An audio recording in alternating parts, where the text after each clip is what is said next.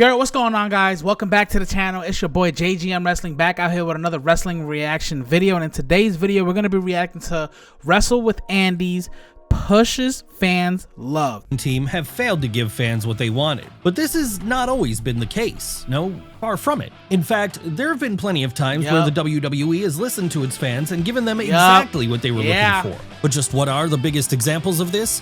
Well, that's exactly what we're going to be looking at right now, starting with the man of the hour, Cody Rhodes. Yes, after leaving WWE behind in 2016, it seemed unlikely we'd ever see Cody Rhodes inside of a Vince McMahon-owned ring ever again. And this became especially true when, in 2019, he helped to form All Elite Wrestling. But proving the adage that you can never say never in wrestling, it was in 2022 that Cody decided to leave AEW behind and instead return to the place he had once called home again.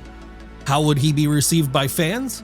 Very well. After all, by this point, everyone knew how good the American Nightmare could be. And it appeared Vince McMahon realized this too, as in what will probably rank as the last good thing he ever did for the company, he pushed Cody hard following his re-debut at WrestleMania 38.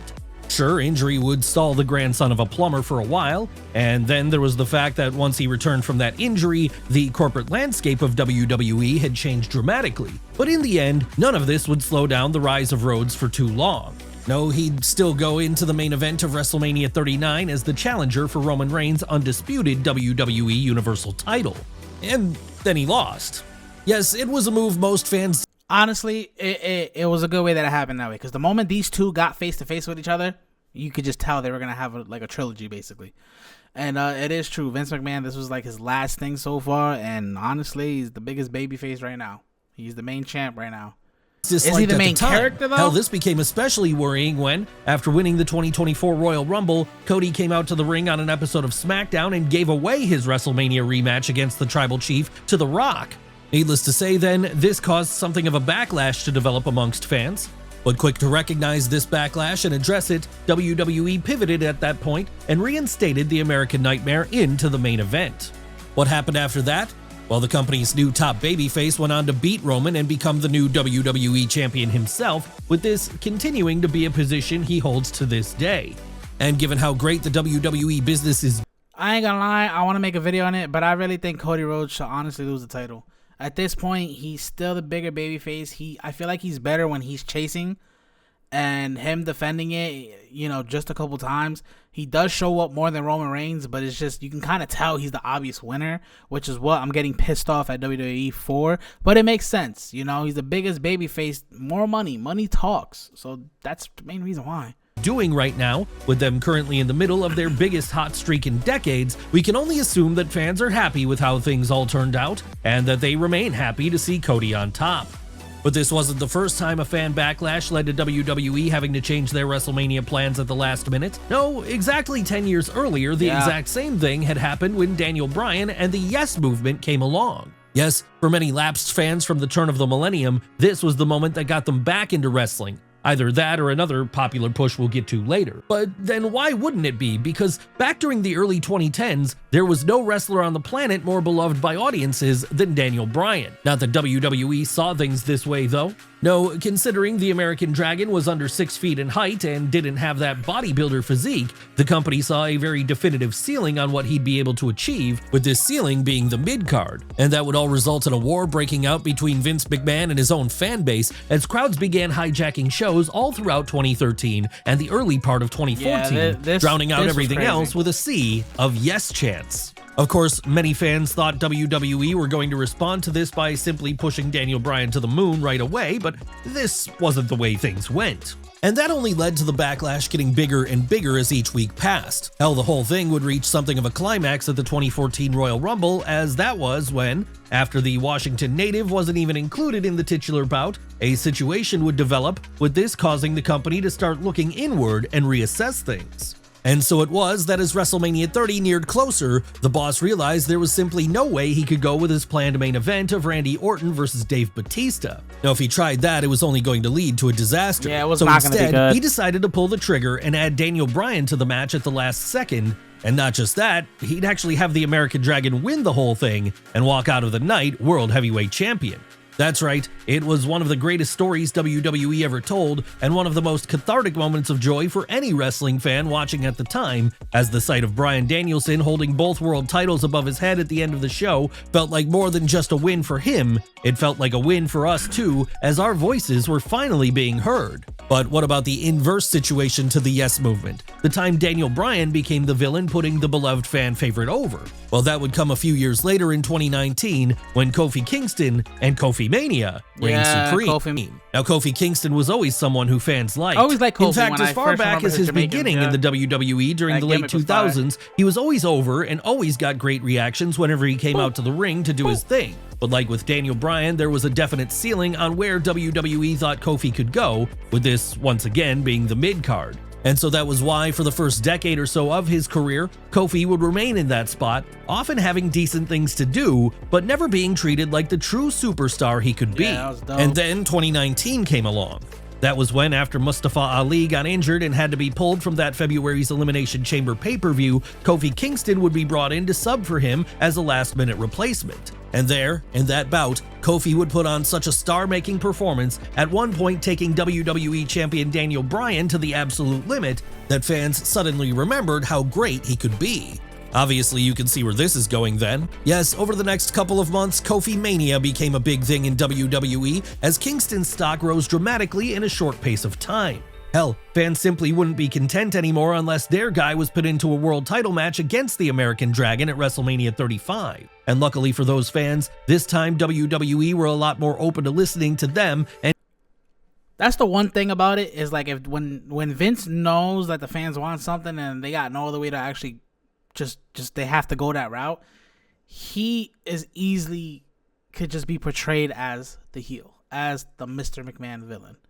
And it works because he put so much obstacles in front of Kofi, right? Same thing with Daniel Bryan. It just works. So, at the end of the day, maybe that was a part of the plan. Maybe he does that on purpose. Who knows? But and changing plans accordingly, which was exactly what led us to a situation where, at the Showcase of the Immortals on April 7th, 2019, the New Day member finally got his shot at the gold, and like a true hero of the people, he ended up giving the fans what they wanted by winning it. To say that this is one of the greatest WrestleMania moments ever then would be an understatement. Really, it couldn't have worked out better if the company had tried. But as it happened, that wasn't the only push fans were begging for, which climaxed at WrestleMania 35. No, over in the women's division at the same time, the exact same situation was playing itself out with another unlikely top star in Becky Lynch. Now, Becky Lynch was always good, but if you were watching back during the mid-2010s when the rise of the Four Horsewomen happened, it was clear she was never meant to be the main star. No, out of all the members of that stable, she was arguably dead last in the pecking order, with WWE always putting a lot more stock in Charlotte Flair, Sasha Banks, and Bayley. That was until 2018. What happened here? Well, something very interesting is, following a couple of months of slowly building up a bit of a win streak, Becky found herself in the spot of challenger to Carmella's SmackDown Women's title at August 19th SummerSlam. The only problem with this, though, was that despite fighting hard to earn that spot, before the match happened, Charlotte Flair would also be inserted into the bout. And when the Queen went on to win that match and take Lynch's big moment away from her, this led to fans being upset. So those same fans started betting behind the Irish woman in an even bigger way at this point then, even after Becky attacked Charlotte following the bout in what was supposed to be an official heel turn. A heel turn which WWE continued to try and push for a few weeks thereafter. To be fair though, the company did realize after those few weeks had passed that fans had no interest in booing Becky Lynch. No, they saw her as the hero of the situation. And this led to things pivoting as, now instead of being the heel, Lynch became a Steve Austin-esque anti-authority rebel, someone who dressed exclusively in black and who now called herself the Man. And what a success this character would turn out to be for everyone involved, because so over would Becky get, she'd at one point be pushed as the top star in the entirety of WWE, with this being the first time in history a woman had been pushed as the biggest name in the industry. Obviously then, this set her down a path of becoming women's champion at WrestleMania 35, but it wouldn't just be Charlotte Flair she'd be facing here. No, it would also be former UFC bantamweight champion Ronda Rousey. This was so, like, oh my god, this was another low-key, though. Just adding her into it was just no... I was watching wrestling, not really, I was kind of watching the highlights, and this was, like, brought up on my feed one point, and I'm just like, they're kind of just... Money, of course, they're trying to add more money into this, so... And what's more, this match wouldn't just be to see who'd be crowned the undisputed WWE Women's Champion, but it would also be the main event of the granddaddy of them all, with this being the first time the women had ever main evented WrestleMania. Would Becky win that match? Of course she would. And in doing so, she'd cap off one of the best stories of WWE's modern era. Then once that was over, she'd continue on as one of the company's top draws, with this being something she continues to do to this day, even if she is currently on a sabbatical. Will her sabbatical end with her returning to WWE and regaining her spot as the man? More than likely, yes. And if she does, that will mean she can return to working with an old friend of hers, someone who had a beloved push of his own in 2022 and 2023. Who are we talking about here? Why, Sami Zayn, of course. Yep. Yes, if you've been watching WWE during this current hot period they're in, the bloodline you'll be all too aware that one of the key factors in them getting hot again was Sami Zayn. And that's because in late 2022, he became the most unlikely hero ever when he joined the Bloodline and turned that angle into an all-time classic. Not that those in the know weren't aware Sami could be a great hero prior to this, of course. No, back during his runs in places like Ring of Honor, Pro Wrestling Guerrilla, and even NXT, he'd gotten massively over as a fan favorite. That said, once he joined the WWE main roster in 2015, things wouldn't always go so well for him. Why was this? Well, Vince McMahon just never saw the Quebec native as being a top guy, with this being exactly why, during his early interactions with the Bloodline in 2022, he was never even seen on screen with Roman Reigns. But that would all change when Vince was ousted for the first time that summer, with this leading to Triple H being put in charge of creative, someone who was a lot more open to pushing Zayn. So it was that we got some true magic when, after becoming something of an annoyance to the tribal chief for a while, Sami eventually worked his way into the Bloodline's heart and became their honorary Uce. And this led to fans falling in love with him more than they ever had before, as his goofy puppy dog charms became too much to ignore. Yes, we all knew his time in the heel group was going to come to an end eventually, likely with him being a victim of a beatdown from Roman and company. But after a while, many fans began to hope that when this did finally happen, it would be Zayn who would be the one to take the belt off of the head of the table. This was crazy. So when Sami did the proactive thing and turned damn, I can't even say I almost forgot about it. When this happened, I remember this. I was watching this live, dude, and I was still up. This happened at like midnight.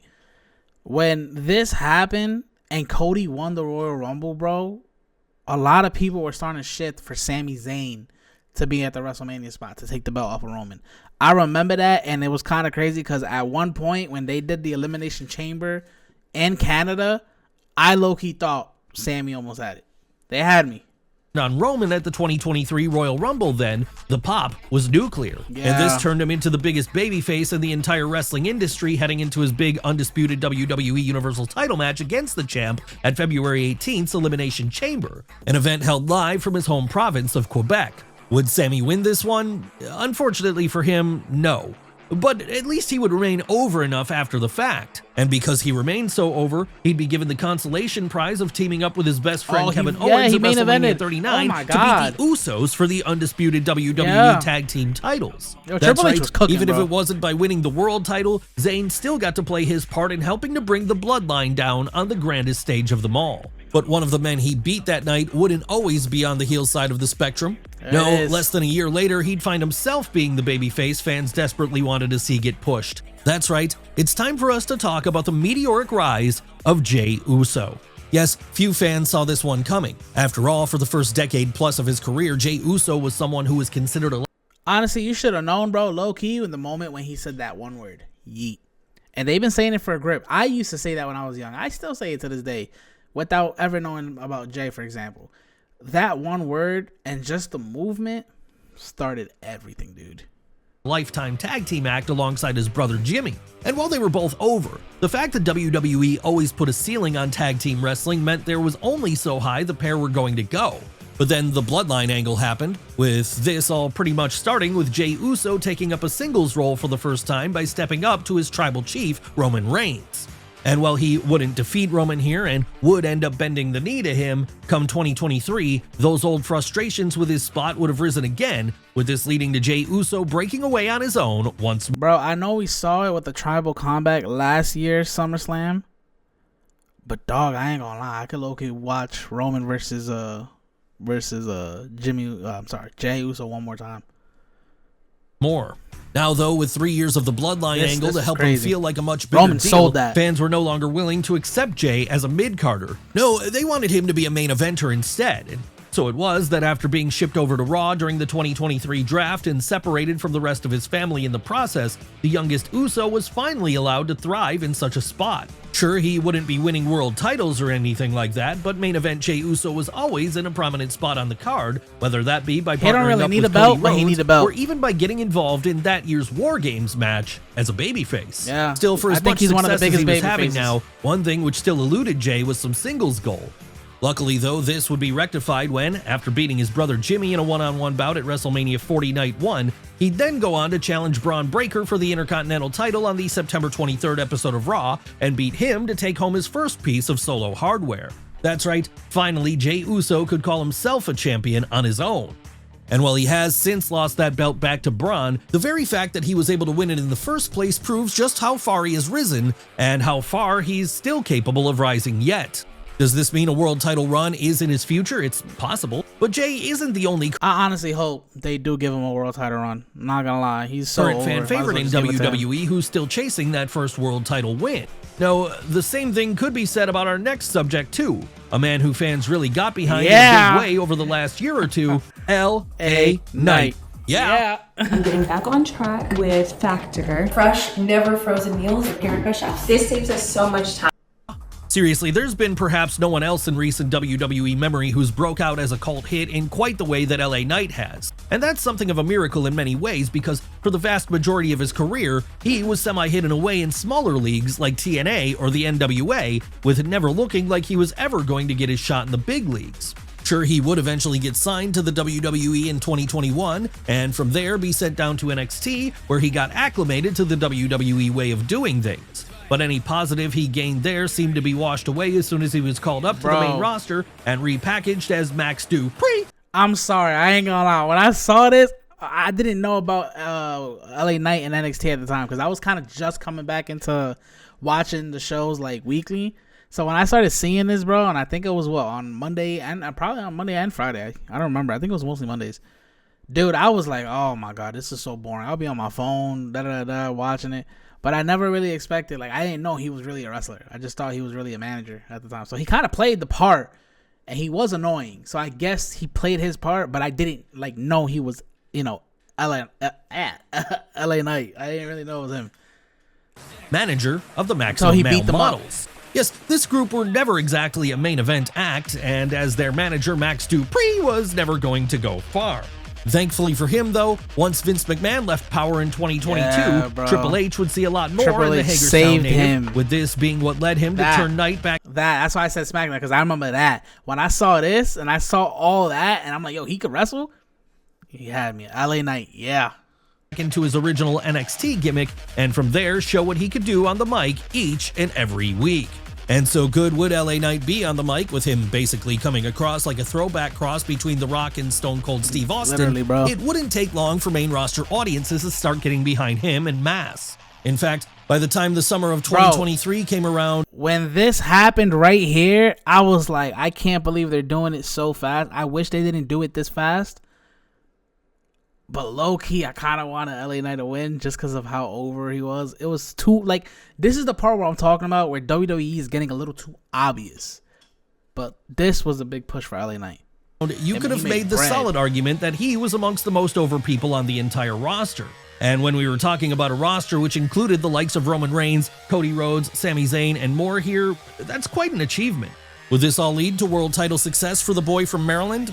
Not quite. Though he would get his chance to challenge the Tribal Chief for the Big Boy belt at November 4th, 2023's Crown Jewel. That said, his push would remain strong anyway, with him remaining in the upper mid-card, lower main event spot, something which fans were very happy with as he'd, by this point, become a true superstar in their eyes. And by the time SummerSlam came around in August of 2024, he'd be fully rewarded for all his hard work by being booked to beat Logan Paul for the United States title, with this being his first main roster title win. Where will LA Knight go from here? Well, considering he's recently lost his United States title, we'd love to see him. I wanted Shinsuke to win. I'm not gonna lie. Why? Because Shinsuke hasn't held the belt for a while. LA Knight could, they could definitely have more of a feud going on here, but LA Knight could also grow. Maybe they might want him in Netflix. You know what I'm saying, on Raw, so then he could chase the Intercontinental title. That's another option that they could do. That'll be pretty dope too. But I don't know what their plan is, man. But one of the two gotta happen. Challenging for the world title again at some point. And if he ever does win that world title, it'll put him in the same category as a hero of his, someone who also had a meteoric rise based on fan response alone back during the mid to late 90s. Who are we talking about this time? Who else but Stone Cold Steve Austin? After all, he was in many ways the original example of fan demand causing plans to change in WWF. And that's because in 1996, while the company was still very much in the mindset that good guys had to be noble warriors and bad guys had to be evil cheaters, audiences were beginning to appreciate the shades of gray more and more. So when Austin came along as a trash-talking, ass-kicking Texan who won his matches by any means necessary, even if those means involved being a villain, fans quickly fell in love with him. But then why wouldn't they? Because back in 1996, Steve Austin was just about the coolest guy on planet Earth. And the rebel spirit that he had didn't get any dimmer as 1997 came around. I wasn't even alive. They were fighting the current by trying to keep him as the dastardly heel. WWF decided to go with a whole new paradigm and embrace the era of the anti-hero. When at WrestleMania 13, in the greatest double turn ever and one of the greatest wrestling matches ever put on, Austin and his chief rival Bret Hart switched places, with Austin becoming the babyface and the Hitman becoming the heel. Not that this would suddenly mean the Rattlesnake was shaking hands or kissing babies now or anything. No, he'd keep those heelish aspects to himself that had first gotten him over. It's just that now they would be treated less like the actions of a villain and more like the actions of a hero who did exactly what he wanted when he wanted. His boss's wishes be damned. And that made him the biggest star the wrestling industry had ever seen then, as turn of the millennium audiences couldn't get enough of seeing him beat up Vince McMahon on a weekly basis. Really, you could argue this is the prime example of WWE going with a push that fans were demanding, and it worked out great for them, as were it not for Austin's rise, the company might not even be here today. And if WWE goes out of business in 1997 and WCW imploded a few years later, where does that leave the wrestling industry today? Hell, there's every likelihood we never would have gotten our next subject entering the industry, someone who was a massive fan of Stone Cold back in the day. And as it happens, in 2011, this person would also get their own anti-hero rise to the top, one which was fueled by fan demand. Yes, we're talking about CM Punk. Yes, back in the late 2000s, CM Punk was one of the most beloved performers out there, an indie darling if you will, and this led to many WWE fans who were growing more and more frustrated with the on-screen product by the week to see in him a hope for a better future. Of course, at the time, it seemed there was little chance that this was going to lead to a major push for Phil Brooks. That was until he came out to the ring on the June 27, 2011 episode of Raw, screwed John Cena out of a victory, then walked up to the top of the ramp, sat down cross-legged, and proceeded to cut the promo of a lifetime. The pipe bomb. This was the famous pipe bomb, a scorched earth mic segment where Punk would shatter the fourth wall by trashing everyone and everything behind the scenes. And in doing this, he instantly became the voice of the voiceless, a hero to a whole generation of fans who were thinking the same thing as him. Yes, it's true that the pipe bomb was supposed to be a heel promo on Punk's part, but no one was going to boo him after that. And so it was that when he walked into Money in the Bank a few weeks later to challenge John Cena for the WWF title in his home city of Chicago, he was treated like a returning hero. Hold on. I think my boy just said WWF title. Money in the Bank a few weeks later to challenge John Cena for the WWF title in his home city of Chicago, he was treated like a returning hero, someone who was going to save the industry and lead it into a glorious third boom Phenomenal period. video so far, bro. Did this end up happening? Not exactly, and the botching of the second summer of Punk would end up being one of the reasons the Second City Saint quit WWE a few years later in a wave of ill feeling. But even if he never became the megastar he could have been back then, Punk still got massively over, as before he left, he'd hold on to the WWE title for a full 434 days, a modern record at the time. And all the while he was doing this, fans were behind him every step of the way, loving the fact that their guy was getting a push to the top of the card. Hell, even today, CM Punk is able to remain over as a hero to many fans, largely on account of how hot he was back in 2011. But what about a former rival of his? I was waiting for this one. Fan-approved push all the way to the top at 1.2 back in 2008? Why, yes, he did. And that's why our next subject is none other than Jeff Hardy. Jeff Hardy is one of those guys who... You guys don't understand, bro. As a kid, I was like 7 or 8 years old, bro. My favorite wrestler of all time is Jeff Hardy, bro. The swag, the aura, the word aura before aura was even existed in our terms right now. He had it. He was unique. He was extreme. Yes, he had demons. Everybody has their versions of demons, of course. But the character, the way how he played this character, bro, the way how he sold, the way how he took the moves, the way how his swanton bomb alone was just crazy when he lands on people, bro. He was believable. Believable to chase, believable to hold the title. Jeff Hardy was him, bro. And this push, I'm so glad I was a part of this, because this is when I was deep into it as well. I seen this, and I was so hurt when Punk beat Jeff. I think I cried. I am not gonna lie.